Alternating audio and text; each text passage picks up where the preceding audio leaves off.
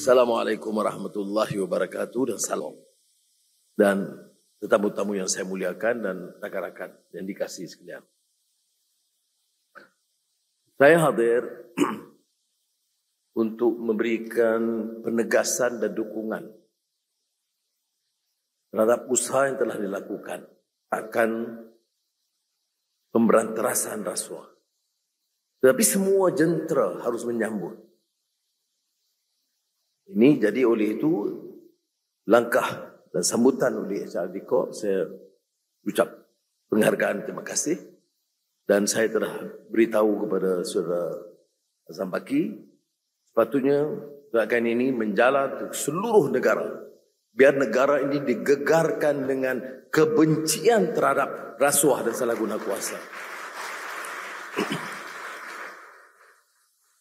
Sudah lihat umpamanya gerakan ini nampak memuncak atas ketegasan, ketangkasan dan keberanian keluarga SPRM.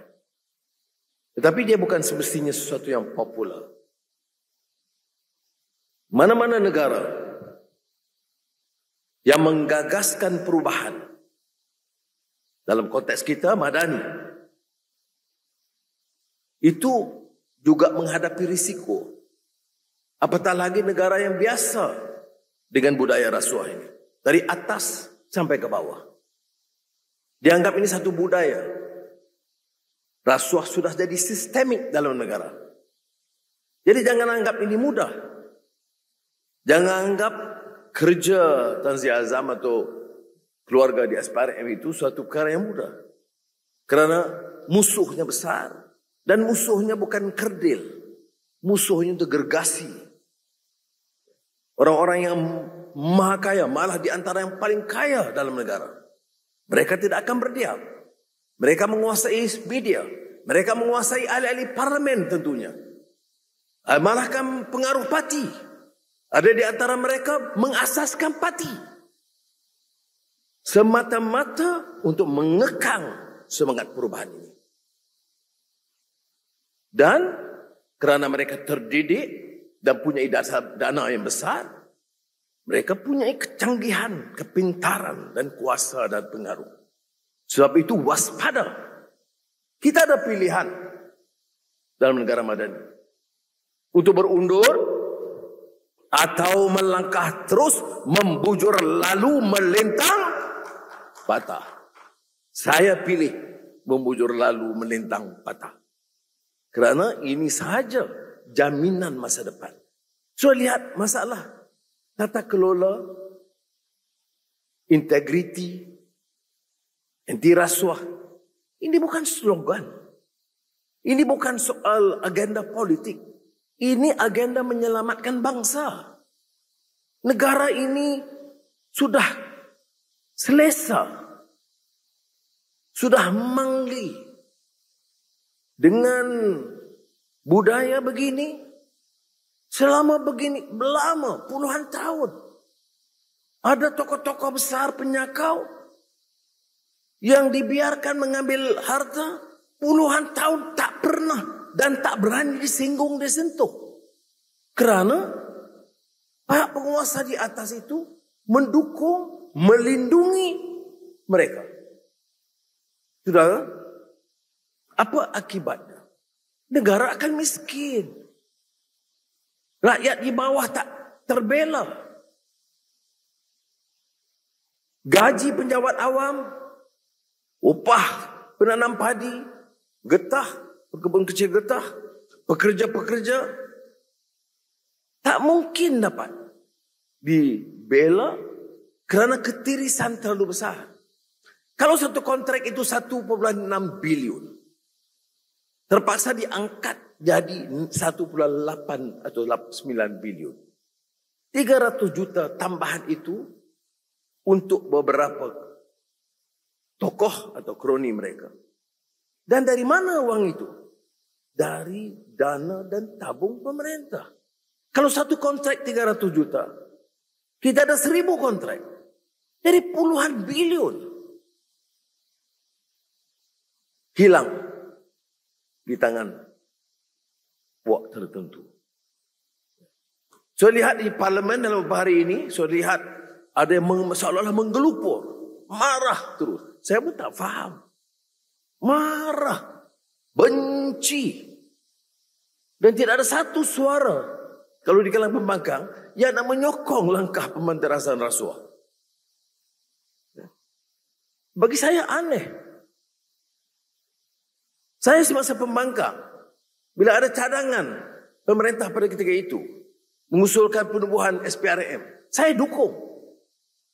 Kalau ada langkah yang berani, saya dukung. Malah saya kata, mengapa belum cukup berani? Dan kalau sudah lihat dalam media sosial, istilah penyakau itu paling ditakuti dan dimarah dan digeruni oleh setengah puak. Saya heran. Padahal amalan penyakau itu menyeluruh. Baru-baru ini ada tindakan SPRM terhadap salah satu tokoh besar yang dianggap di kalangan paling maha kaya. Belum ada suara dari pembangkang yang menyokong. Malah ada yang membela. Dia kata Anwar ini belum habis dengan dendam kesumatnya. Ini cerita lama. Saya nak tanya saudara. Kalau hari ini saya kumpul 10 bilion masuk poket saya dan saya gunakan untuk memperkayakan diri, keluarga dan harta seluruh dunia. Kemudian 7 tahun kemudian setelah saya bersara atau lebih awal, saya tidak boleh disentuh. Karena kalau disentuh, ini dendam. Sudahlah, dia pun dah tua. Inilah penyakit yang akan menjalar dan akan melemah, melalaikan semangat bangsa. Kita harus beri mesej yang jelas. Kamu rompak harta negara, kamu curi wang rakyat, tak dapat tangkap hari ini, esok kami tangkap. Tak dapat esok, bulan depan. Tak dapat bulan depan, tahun depan. Tak dapat tahun depan, 10 tahun depan. Tangkap, pasti tangkap.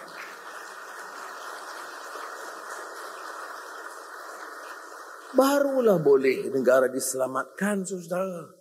Kita hari ini menanggung hutang 1.5 triliun ringgit.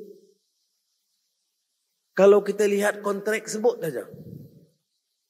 Jana Wibawa, tiris. Spenco, tiris. Projek tempatan banjir, tiris. Minyak mentah. Minyak masak ni pun disakau juga. Diesel bocor. Jadi negara apa ini? Dan oleh itu pimpinan tidak ada keberanian. Semua kontrak terus saja. Saya beritahu rakan-rakan saya menteri ramai di sini. Saya kata kerja menteri ini bukan meneruskan, menilai, mengkaji, menelurusi cara terperinci. Apakah proses itu telus? Apakah bersih? Apakah tidak boleh dijimatkan? Dari semua hal. Beli mesin, beli kereta, beli ubat, apa sahaja. Teliti. Supaya wang rakyat diselamatkan. Dan pulang kepada rakyat. Bukan untuk pulang memperkayakan kita. Tidak. Pulang kepada rakyat. Sebab itu saya kata, pelarasan gaji tidak dikaji 10 tahun. Ini masuk 12 tahun. Tapi pemimpin-pemimpin dari maha kaya belaka. Gaji penyawa awam yang setia dan sokong dan kerja bertikus lumus, ada sebagian kecil yang kurang. Ya betul. Itu kita akan teliti. Tapi majoritinya kerja dengan baik. Tapi tidak ada pelarasan gaji. Tidak ada yang kuasa mengkaji. Seperti mana lazim berlaku tiap 10 tahun. Saya warisi sistem. Hutang berlumbuk. Defisit masa itu 56%. Alhamdulillah dalam 1 tahun kita turunkan defisit kepada 5%. Ya. Tetapi dalam kurangkan defisit, tangguhkan beberapa projek raksasa, saya masih bersama KSN, KPPA dan jemaah menteri memutuskan akan terus melaksanakan perasan gaji tahun ini juga kepada penjawat awam. Ya. Tapi sudah harus kerjasama. Tolong selamatkan negara ini. Halang agensi-agensi, jabatan-jabatan dari meneruskan kebocoran. Lapor sesiapa yang melanggar. Baru boleh kita serahkan pada SPRM untuk bertindak. Ini bukan kerja SPRM sahaja. Ini kerja kita. Dengar, lapor. Jangan fitnah. Jangan khianat. Tadi Saudara Stephen Sim beri pengajaran dari leluhur bangsa. Era Kesultanan Melayu Melaka yang agung, yang hebat.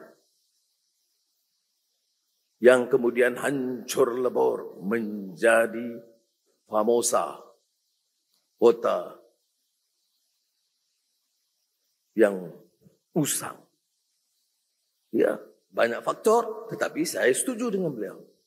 Kalau kita kaji fi'il Raja Mendelia dengan si Kitul, itu memang kerana tamak haloba, kerana cemburu, dan akhirnya khianat. Pintu, pagar, tembok, istana dan kawasan benteng pertahanan Melaka itu, perlahan-lahan pengkhianatan ini buka. Kerja si Kitul, arahan Raja Mendelia. Sebab cemburu buta, khianat dan nafsu serakah tamak haloba. Pengajaran kepada kita. Sebelum itu, Ibn Khaldun beri pengajaran dalam Muqaddimah. Generasi awal dengan semangat esprit de corps, kekitaan, idealism, asabiyah yang positif, itu mengangkat darjat kemanusiaan. Bina negara madani dengan idealism. Satu generasi berlalu, dua generasi berlalu. Idealism mula terhakis. Generasi penerus, semua matlamatnya, kuasa dan kekayaan. Nawaitunya bukan ikhlas al-amalillah, tetapi untuk memperkayakan diri. Maka rasuah, penyalahgunaan kuasa, megah-megah dengan kehebatan dunia, hubbud dunia, maka terhakis, maka akhirnya luntur semangat, idealism dan runtuh tamadun. Dalam di barat juga ada kisah-kisah begitu. Gibbon, Decline and Fall of the Roman Empire, bagi gambaran yang sama. Idea Ibn Khaldun itu mempengaruhi sejarawan Amerika, Arnold Toynbee, yang menulis tentang cyclical theory of civilization. Civilizations grow, achieve its height with splendor and glamour and success in most fields, but would degenerate and fall due to arrogance of power, endemic corruption, and decadence, moral decadence. Kita kena belajar adalah itu, saudara. Dan saya sengaja singgung hal-hal ini sebagai satu pengajaran kepada kita. Dan menyatakan bahawa ini bukan suatu perkara yang mudah. Seorang ahli political ekonomi terkemuka dulu dari Sweden, Gunnar Myrdal, mula menulis Asian drama, karya yang menggemparkan pimpinan Asia dan sarjana Asia pada ketika itu. Gunnar Myrdal, Asian drama. Dan menyinggung pada peringkat itu, tahun 60-an, bibit-bibit rasuah mula menular di kalangan pemimpin-pemimpin negara yang baru mencapai kemerdekaan. Pimpinan generasi awal yang hidup sederhana mula terpukau dengan harta dan rasuah mulai menular. Semasa itu ahli ekonomi tempatan di Asia banyak yang marah. Apa sebab orang Eropah mau mengajar kita?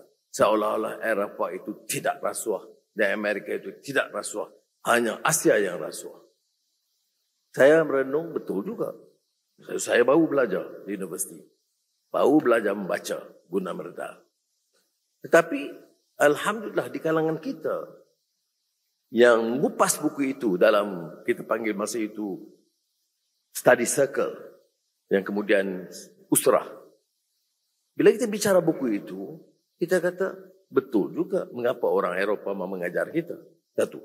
Kedua, benar juga walaupun dia orang Eropah ada kata-kataan dia memang betul. Ini membantu kita untuk kurang-kurang menilai secara yang lebih objektif berdasarkan fakta. Tetapi sekitar 10 tahun selepas itu muncul sarjana tempatan. Sarjana sosiologi yang terkemuka. Terangkat namanya di dunia. Profesor Syed Hussein Alatas. Yang tulis tentang the problem of corruption. Kemudian the sociology of corruption.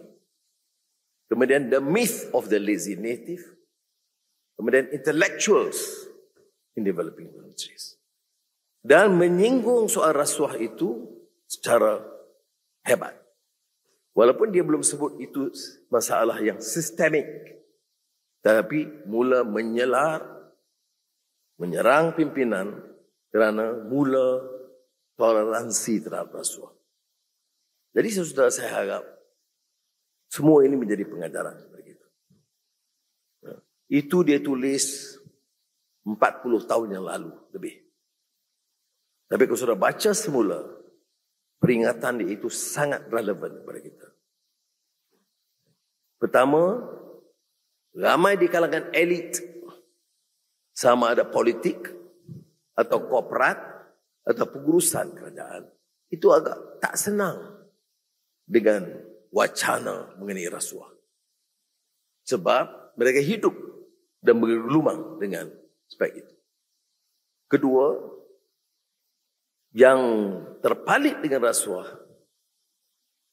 akan melawan dengan kencang dan hebat dengan seluruh kekuatan. Kalau di parlimen melalak tantuara.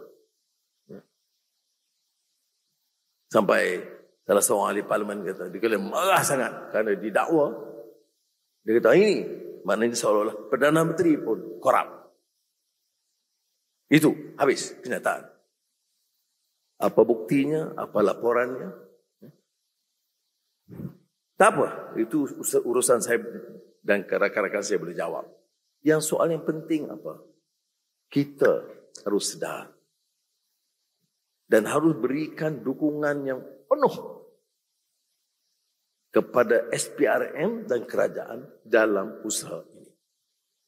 Jangan kali-kali merasa lemah. Kalau kita mulai lemah, negara ini akan hancur. Bila saya sebut puluhan bilion ringgit di Sakau, it is not an exaggeration. It's based from my personal understanding. As Minister of Finance before and now, this rot must stop and must end now.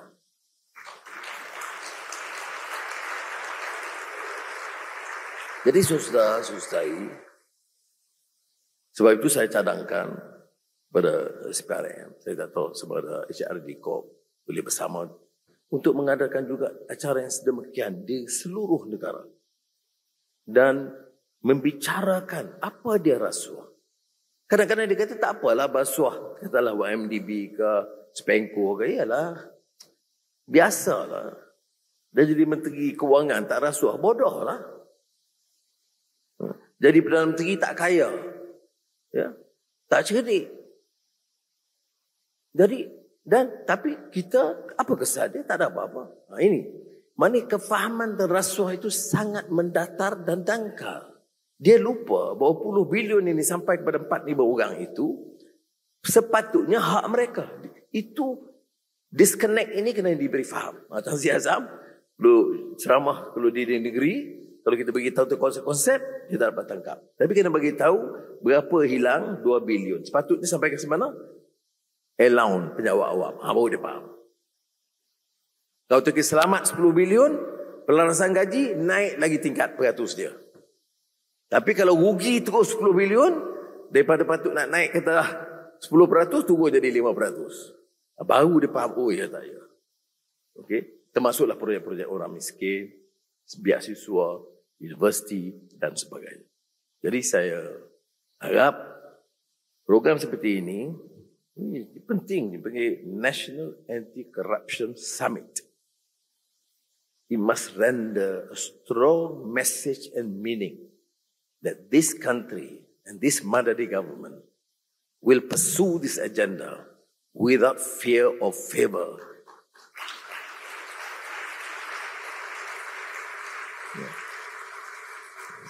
Sudah setahun lebih kita perintah, banyak diserang, tapi saya tanya di parlimen dan di luar parlimen. Beri satu bukti. Menteri, Perdana Menteri, sekarang dari tindakan mereka. Kalau ada yang rasuah, tanya Tan Sri Azam. Saya kata kalau ada, kita siasat dakwa dan ikut badan kehakiman hukum. Tapi tidak ada. Setahun 3 bulan. Saya salut juga pada rakan-rakan, kita dapat berikan imej pimpinan yang bersih dari rasuah. Tetapi peringatan itu jelas. SPRM tidak mungkin mengecualikan siasatan ke atas pimpinan yang ada sekarang. Atau memantau setiap tender atau keputusan yang dibuat. Nah, kalau ada, saya katakan, jangan tanya saya. Persila ambil tindakan dan orang-orang yang berkenaan wajib digugurkan. Baru boleh negara ini selamat. Jadi sekali lagi ucap terima kasih kepada SPRM dan SRD Corp, Menteri dan rakan-rakan, walaupun menteri lain pun ada, saya percaya hal ini dapat digerakkan di kalangan kementerian lain dan di kalangan masyarakat. Wassalamualaikum warahmatullahi wabarakatuh. Terima kasih.